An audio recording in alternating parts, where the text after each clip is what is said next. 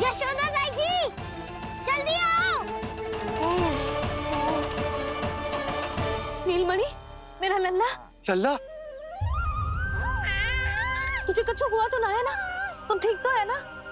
मेरा नीलमणि, मेरा प्यारा बच्चा।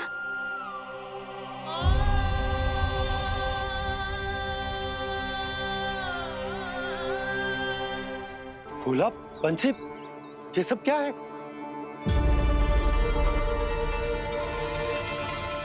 उज्जवल, ये किसने करो है?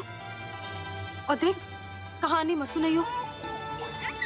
उज्जवल पुत्र, कैसे हुआ ये सब? किसने किया? और किसने? महाबली नीलमणि ने, बड़ी ताई जी।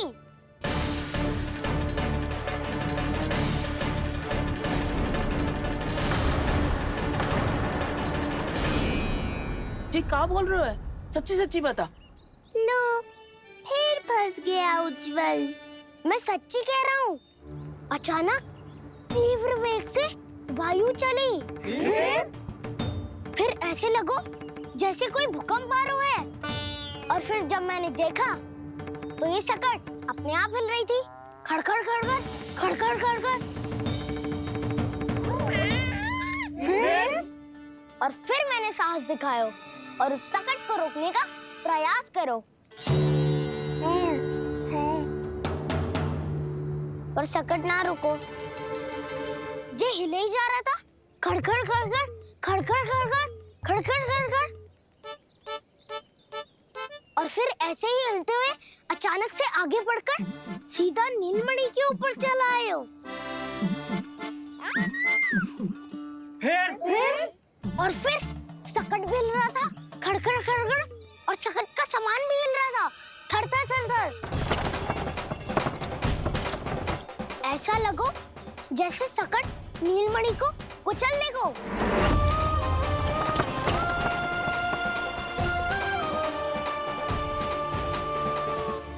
पर तभी जे जाग गए हो। इसने खींचकर अपने पांव का प्रहार करो और चीख गया सकट आकाश पे।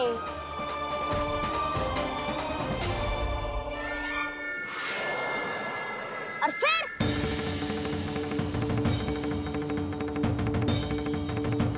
धड़ाम, सब भूमि पे गिरकर चकनाचूर।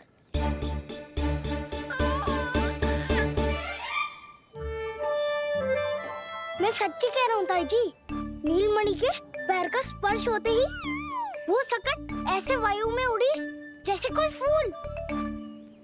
अच्छा, और जो तेरे हाथ में ये माखन है, ये भी अपने आप उड़ के आ गया होगा ना? हाँ, मैं सच्ची कह रहा हूँ। सदा बड़पोलापन, ये अच्छी बात ना है लल्ला। सत्य बता। मैया, मैं सत्य बोल रहा हूँ। ये सकट अपने आप ही आयो था और नीलमणि के प्रहार करते ही दूर जा गिरो। अरे, ये बड़बोले से पूछने से अच्छा है कि हमें स्वयं विचार करना चाहिए कि ये सकट टूटा कैसे। हाँ नंदराज, हाँ, हम भी आरती के लिए भीतर चले गए थे। हाँ। अरे, आप सब मेरा विश्वास क्यों ना कर रहे हो? नीलमणि के प्रहार से ही। उज्जवल,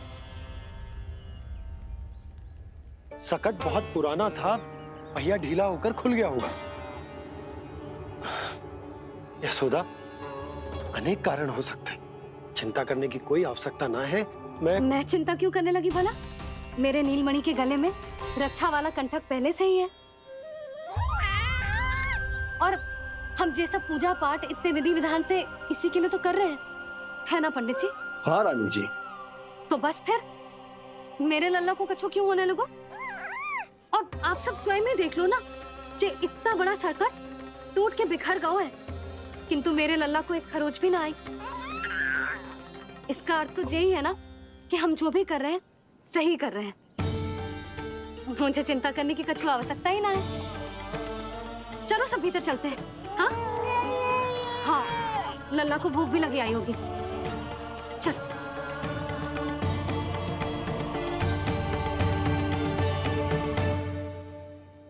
नंदराज जी, अब हमें भी आज्ञा दीजिए। प्रणाम पंडित जी।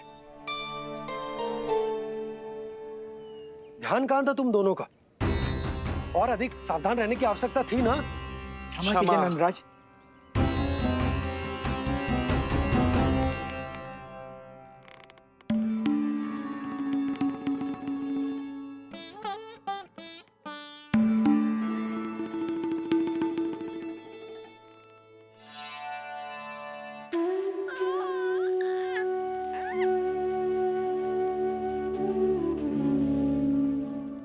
यशोदा, क्या हुआ? बोलो ना, क्या सोच रही हो? मुझे बहुत चिंता हो रही है जीजी। मेरे लल्ला के साथ कुछ ना कुछ दुर्घटना होती रहती है। अरे, अभी बाहर ही तुम सबको समझा रही थी, अब भीतर आते ही क्या हो गया तुम्हें? बाहर समझाने वाली मैं ना थी जीजी, वो तो गोकुल की रानी जसोदा थी। किंतु भीतर से मैं अपने नीलमणि की मैया हूँ, बस।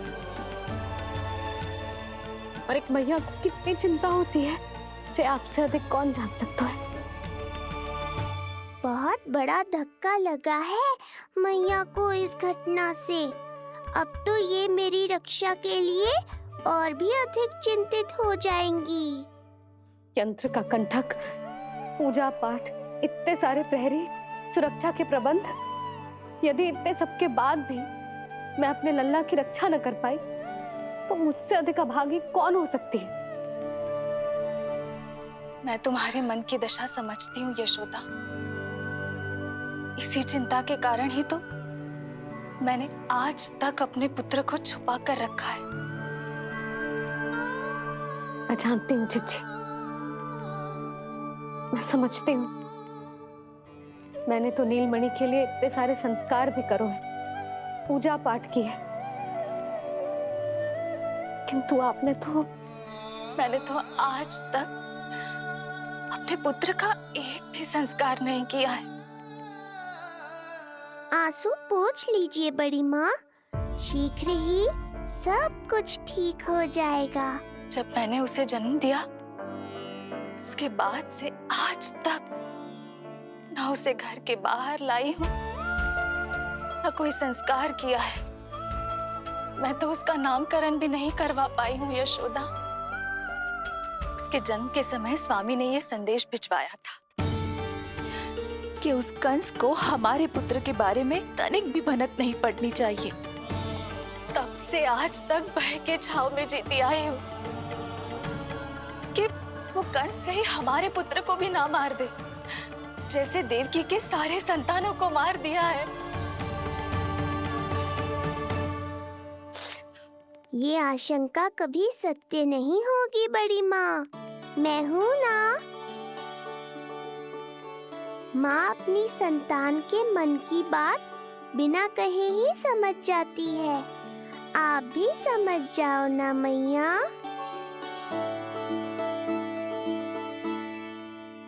जीजी, हमें रोना ना चाहिए। हमें देख के लल्ला भी रो रहा है। मैया, आपकी सहायता की आवश्यकता है मुझे। मुझे ऐसे क्यों लग रहा है जैसे लल्ला मुझसे कुछ कहना चाह रहा है। दाऊ को हम सबसे दूर कब तक रखेंगे बड़ी माँ? ये सोच रहे होगो कि अब तक आपने इसके दाऊ को छुपा के क्यों रखो है। मैं उनसे मिलना चाहता हूँ मैया। चिच्ची, कितना मन करता होगा ना इसका अपने दाऊ से मिलने का। और आपके लल्ला का भी तो मन करता होगा ना कि अपने छोटे भाई को मिले। कितनी बातें करते हैं हम दोनों की इनके सामने। हाँ यशोदा, मैं भी अपने पुत्र को नीलमणि के बारे में सब कुछ बताती हूँ। तो बस फिर हमें साथ साथ रखिए ना। मेरा आधा हिस्सा है वो, उनके बिना मैं अधूरा हूँ मैया। ये दोनों भाई एक दूसरे के बिना अधूरे हैं जीजी। हमें इन दोनों को साथ ही रखना चाहिए। आप ही सोचो, यदि नीलमणि की रक्षा होगी तो आपका लल्ला भी तो सुरक्षित रहेगा। तुम सच कह रही हो यशोदा। हमें इन दोनों को मिलाना चाहिए और साथ में ही रखना चाहिए, सुरक्षित। तब तो शीघ्र ही पंडित जी को बुलाकर हमें शुभ मुहूर्त निकलवाना चाहिए। शुभ मुहूर्त? हाँ, शुभ मुहूर्त। दोनों भाइयों के मिलन के साथ साथ उनका नामकरण संस्कार भी करवा देते। अब अपने दाऊ से मिलूंगा मैं।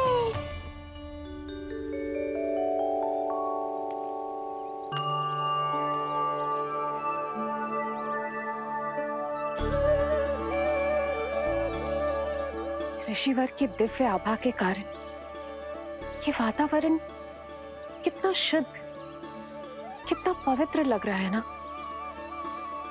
हाँ देवकी, इनका तेज ही ऐसा है कि इनके निकट केवल पवित्रता ही वास कर पाती है।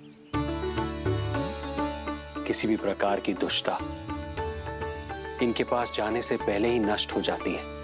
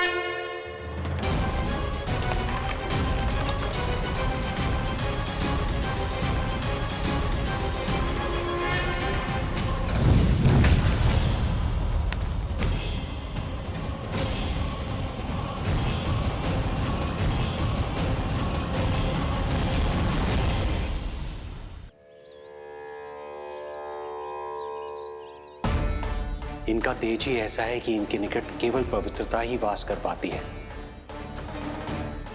किसी भी प्रकार की दुष्टता इनके पास जाने से पहले ही नष्ट हो जाती है।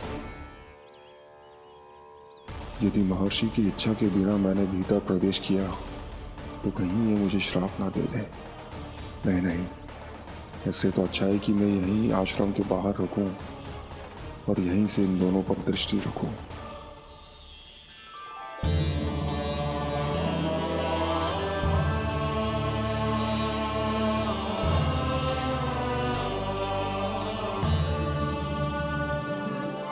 आपके आने का आभास हो गया था राजन। गुरुदेव, जो संतानें हमने खो दी है उनका श्राद्ध करवाने की विनती लेकर हम आपके पास आए हैं। आपका आना व्यर्थ नहीं जाएगा राजन, परंतु मुझे आभास हो रहा है श्राद्ध कर्म इस भेंट का एकमात्र कारण नहीं है।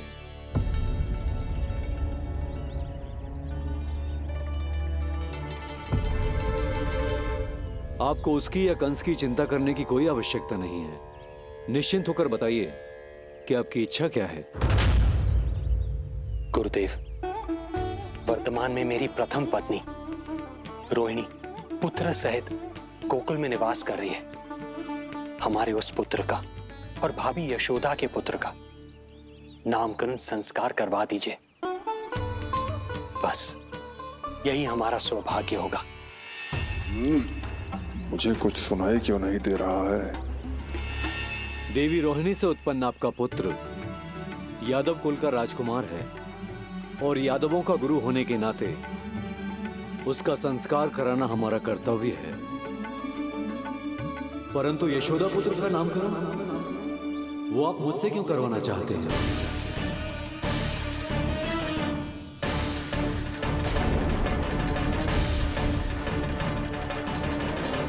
गुरुदेव, सत्य ये है कि रुक क्यों गई रानी देवकी? आपके मन में जो कुछ है कहिए। ये कैसी दुविधा में फंस गया मैं। यदि मैंने गुरुदेव को यशोदा पुत्र का सत्य बताया तो कंस को भी पता चल जाएगा, और यदि नहीं बताया तो कहीं ऐसा ना हो कि ऋषिवर ही बुरा मान जाए। लगता है आप दोनों की दुविधा मेरे अनुमान से भी बहुत बड़ी है। अपनी या अपने पुत्र की कुंडली लाए हैं राजन? जी गुरुदेव, अपनी कुंडली है मेरे पास। देवकी,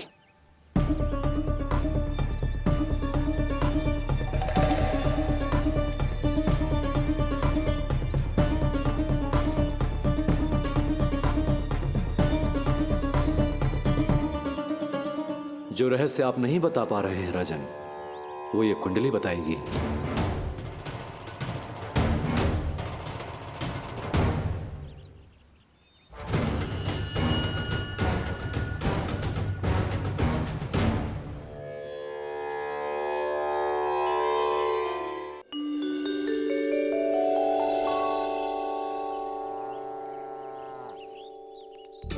लल्ला, बता कैसी है जगदा? मैया को हो क्या गया है आज? देख, सही सही बताइयो।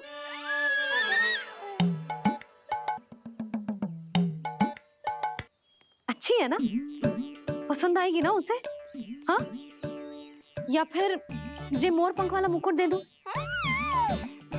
पहली बार मिल रहा है तू, उपहार तो देना चाहिए ना? पर बड़े तो वो है ना मैया, उपहार तो वो देंगे मुझे।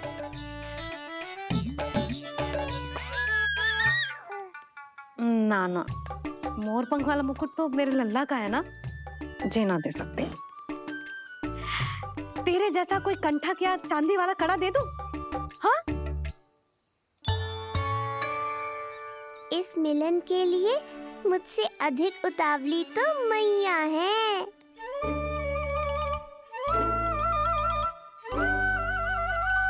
अच्छा, जे उपहार छोड़,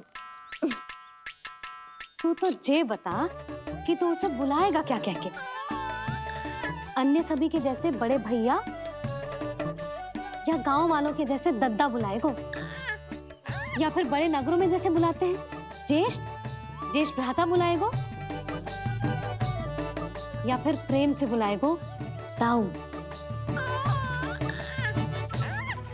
दाऊ बुलाएगो ना?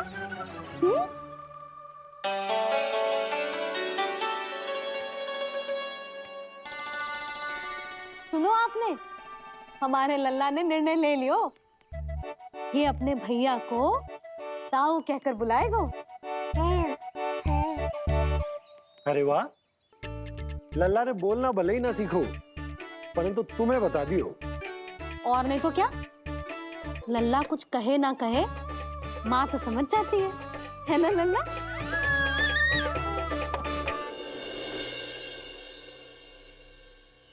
और इसने दाऊ वाली बात पे हाँ भी की है। हाँ हाँ हाँ, तो सदानंद जी ने भी कर दी है। लो, मैं तो भूल ही गई। क्या कही पंडित जी ने? बता तो ना यशोदा, बाहर से आया हूँ, हाथ पैर तो धो लूं। हाँ, ले लो। अब बताओ, कब का मुहूर्त निकालो है? तनिक हाथ मुंह पूछ लूं। अब बताओ क्या कही उन्होंने? यशोदा, थक गए हूँ, तनिक सांस तो लेने दो। बाहर से आया हूँ, जल ना पूछोगी?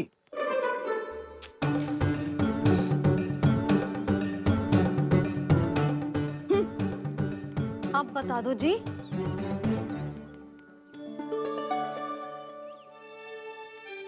बाबा, अब बता भी दो, नहीं तो खेल खेल में खेल हो जाएगा।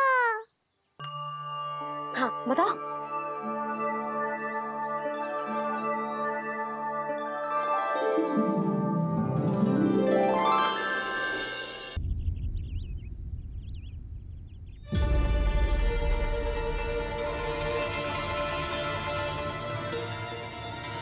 हो क्या रहा है वहां? ये क्या दिया है राजकुमारी ने?